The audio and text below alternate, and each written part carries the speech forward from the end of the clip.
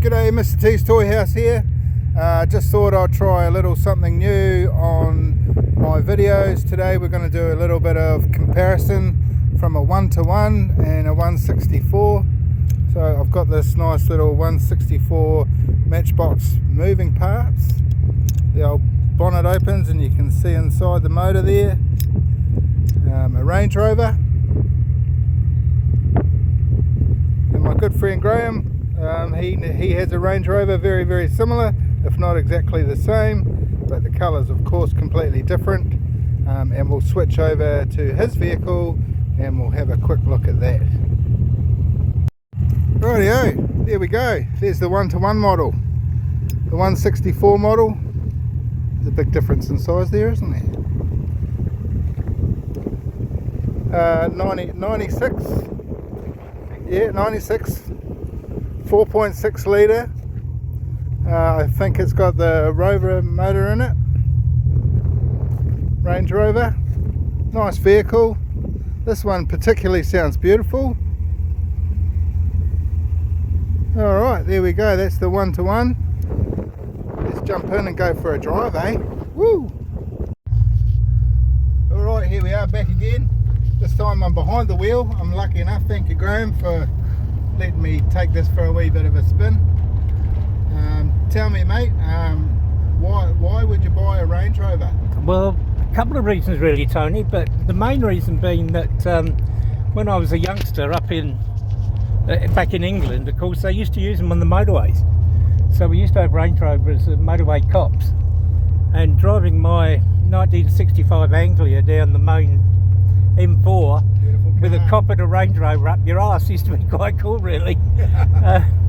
But then when I came to New Zealand, I was fortunate enough, my boss actually had one, which was in Christchurch, and when he used to have a few beers, he used to look around the pub and say, oh, who hasn't had any alcohol, and they can take the car home. So I used to take his Range Rover over, this beautiful white Range Rover home for the weekend, and I fell in love with it, and I've always loved them.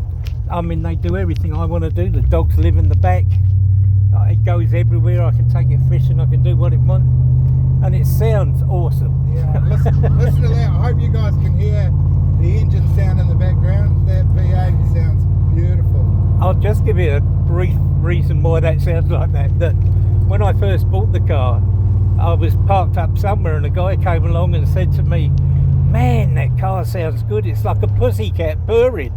And I thought, I don't want a pussycat purring, I want it to sound like a tiger.